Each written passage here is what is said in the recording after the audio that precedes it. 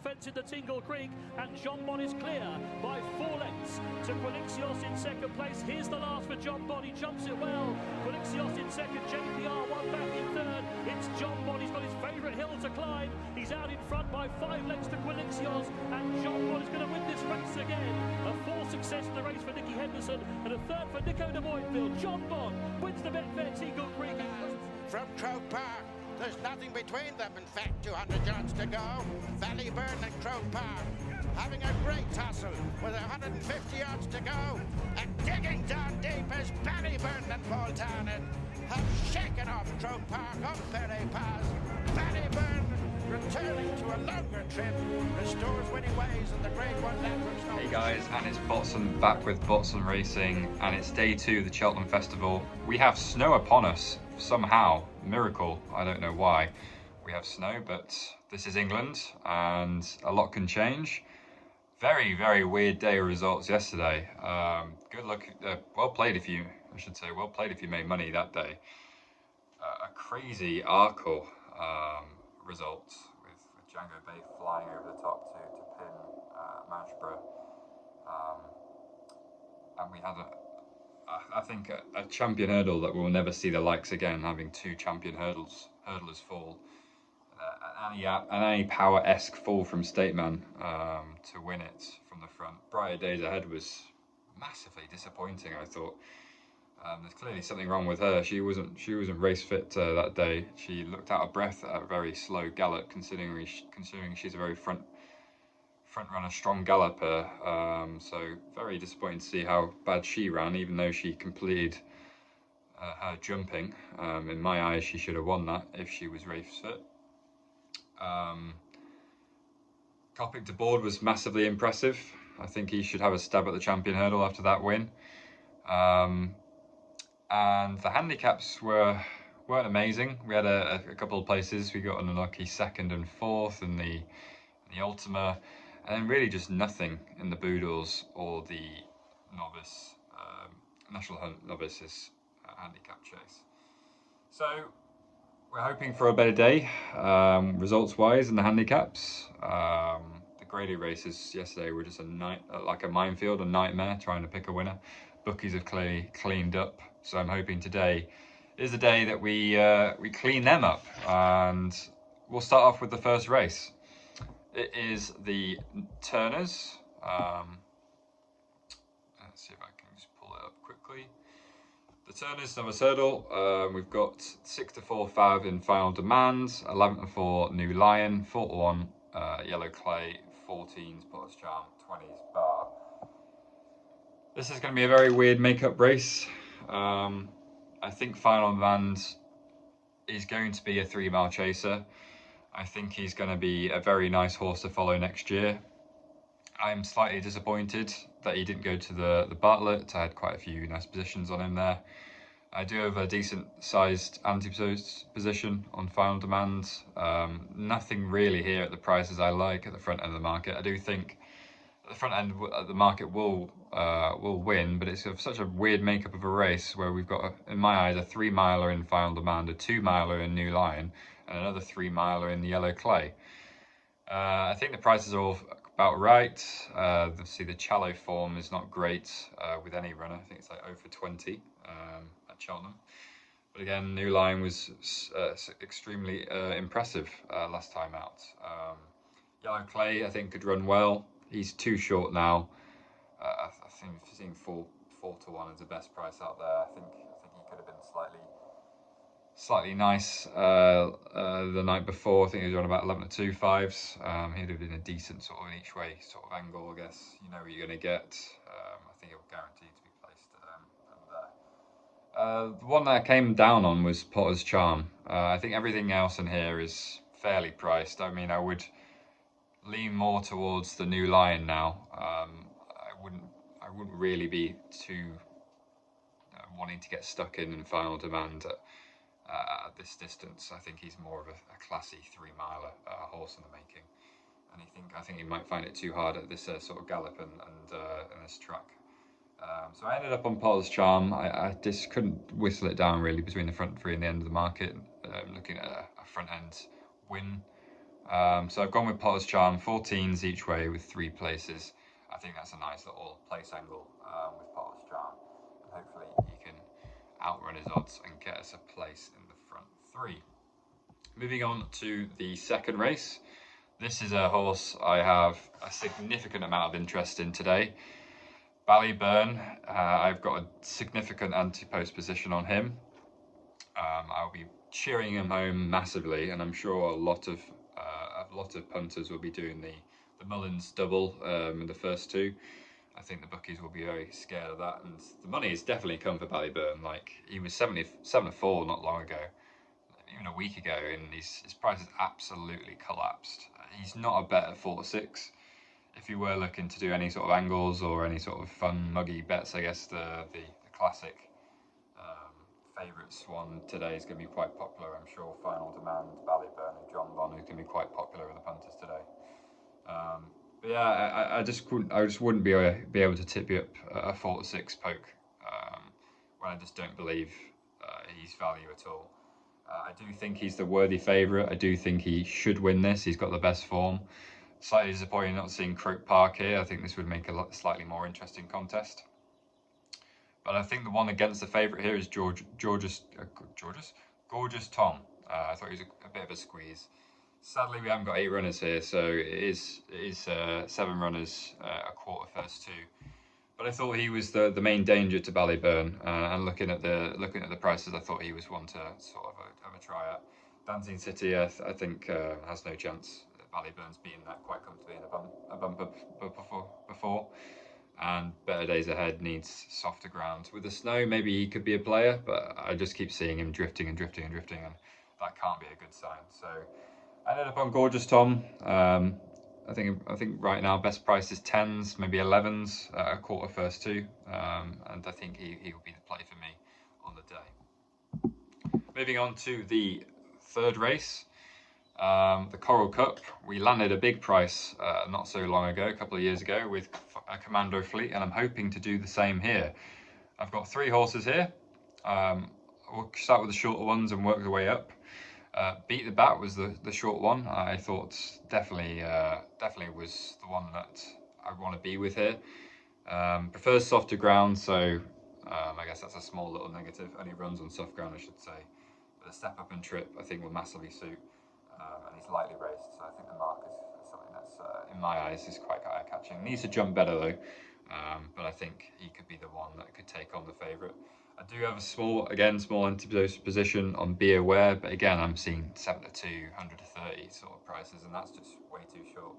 Skeletons are going for a hat trick. I just think he's way too short to be tipping up a 7-2 poke in a Coral Cup. This is super competitive in. The next one I fancy is Samui. Is that how you say his name? Samui? Yeah, that's probably butchered that. But poor run last time out over 3 miles, clearly isn't his trip. Drop back in trip will definitely suit. I've got him 22-1 each way, 6 places. And Minella Missile was the last one. I think he could be really sneaky here. 40-1 each way, 6 places. The reason why he's caught my eye is he's a course and distance winner, and he did have an entry for the stayers. Now that just suggests to me that the trainer and connections think there's a lot more to this horse, and clearly if they think that, then 40-1 is a massive price in my eyes anyway. So I think those 3 could definitely outrun their odds. I'd be more sort of focused on Beat the Bat. I think he's a more likely winner. Obviously looking at the prices, but I mean, Minella Missile for me is the one that I'm really strong on. There's a reason why he had an entry to the stayers, and you're just getting a massive price for a place, roughly about 8-1 for a place. So with those 6 places, enhanced places, I think you just got to target it, and I think those 3 could run to their odds. In the 4th race, we've got the Cuss Country. I've only got small stakes on this one. Seen a few people talk about Busselton. I don't really understand the hype about that. I think it's just been overbet now. I think Stumptown is off a very high mark. Galvin, I couldn't get behind. He's just not seen him too much this season. I thought Vanillier was super impressive last time out, and I just thought he was probably a nice angle places. Moving on to the main race of the day, I'll be screaming home Jonbon. Again, a big position on Jonbon, anti-post. Got it into quite a few doubles that have already won. So I will be absolutely cheering home Jonbon. He deserves to win here. I don't understand the Cheltenham form stuff.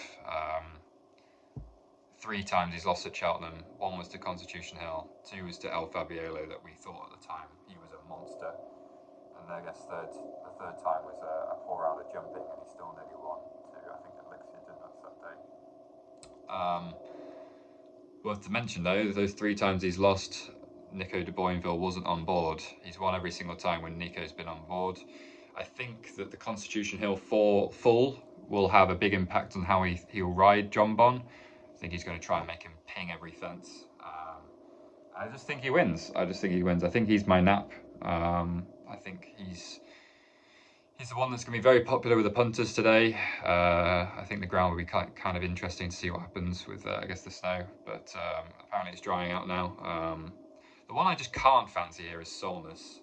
I really can't fancy Solness over here, over at Cheltenham. He's won twice now, but I don't think he'll get the run of the mill, I should say, over at Cheltenham. They're not going to let him go 10 lengths clear like they did at DRF and the Christmas Festival, I believe.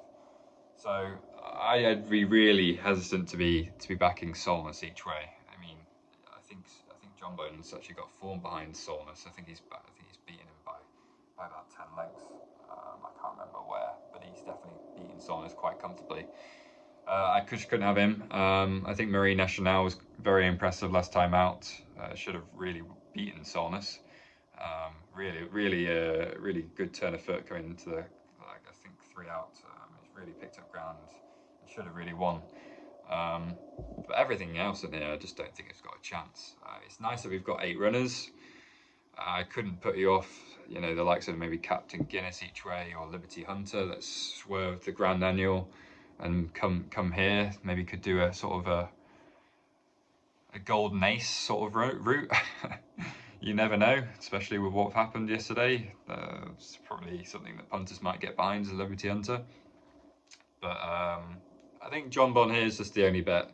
I wouldn't be able to put you off a couple of the outsiders though for in each way place, considering what I think will be a very hard run gallop by Solness, and I just think Jonbon's just way too good, and I think he'll swoop home. If his jumping is good, he'll win this comfortably in my eyes. Moving to the penultimate race. 3 I've got here. I'm just going to quickly rattle through these. I've got Traprain Law at 14s. 5 places I think here. Majority are about 5 places. I think he could definitely have a chance of winning this. Decent mark as well. Lucinda Russell won the Ultima as well. The yard's going well, and I think he could definitely run to his mark or even better. 3rd time lucky. 25s each way. 25 to 1 best price. I thought that his place angle was quite nice, even though he's a 10-year-old. I think he could outrun his odds again. Places wise as well, I think these are the ones you sort of need to target. And at a big 66 to 1 is Fringill Dike. He's a massive price. His penultimate run was really impressive, and if you draw a line for his last run, then this is a massive price for a place here. It's Fringill Dike. Jed O'Keefe trains this one. I think he could definitely be one to end up in the frame. Now the bumper is the penultimate, so the last race of the day. And what a farce it has been with these bumper horses. I just don't like these. I used to like these bumper races. Now I just think they're just a waste of time. How you can campaign a horse just to run over flat and be happy with the fact you've, in my eyes, just wasted, you know, a year campaigning a horse just to not even jump a fence. Some of these horses have only run once. I mean, you look at Copacabana, you look at Aquaforce. So some of these only have 1 run, and they're coming into a champion hurdle with, you know, what should be surmised as a very inexperienced bunch of runners here. So I just think there's a lot of horses here you could probably take on, and the front end of the market I think is the ones that are more vulnerable. I was actually surprised that when these prices came out that Bambino Fever was not the fav here, and it looks like she's turned up to be the fav now. Back off the DRF win. I thought that was quite impressive in the seconds. Actually, sort of boosted that form after winning next time out. The ones I think are actually targetable are the massive prices. I think the place angle here is massive. I couldn't fancy really much in the front end of the market. I wouldn't be strong on Game of Inches. It was very impressive last time out, but even though Paul's picked him, not picked him, but I guess he's a second string behind me with Patrick picking Copacabana. I just think there's a lot of other horses in here that could massively improve off their form. I thought Dalsten Lad at 66 to 1 was a massive place angle. I mean, I think you're getting 4 places, but I think 66s, he's a massive player at 66s. I'd be definitely wanting to get stuck in each way at this one. I started a joke, was well fancied at the DRF. He got absolutely battered off the board, so I'm expecting a better run here. He's at 40 to 1 each way at 4 places. And heads up, with the John McConnell yard, Shrewd yard, I think he could run it a lot better, and a massive improvement could come here. So those are the 3. He's at 33 to 1, I should say, as well, each way, 4 places. So I think those 3 could outrun their odds. I just can't get with the front ends of the market. We've seen quite a few times where big runners have outrun their odds and managed to get a place. But let's hope the bookies get smashed today. They won too much yesterday, and hopefully a few favs can go in for the punters. Hoping maybe for a big place as well, a big runner, and good luck today, guys. It's going to be a challenging one to get winners, I think. Decent prices winners, I should say, really. But I hope you had a good day yesterday. I hope the results went your way, and fingers crossed we get the results today as well. See you guys. I'll see you tomorrow with day 3.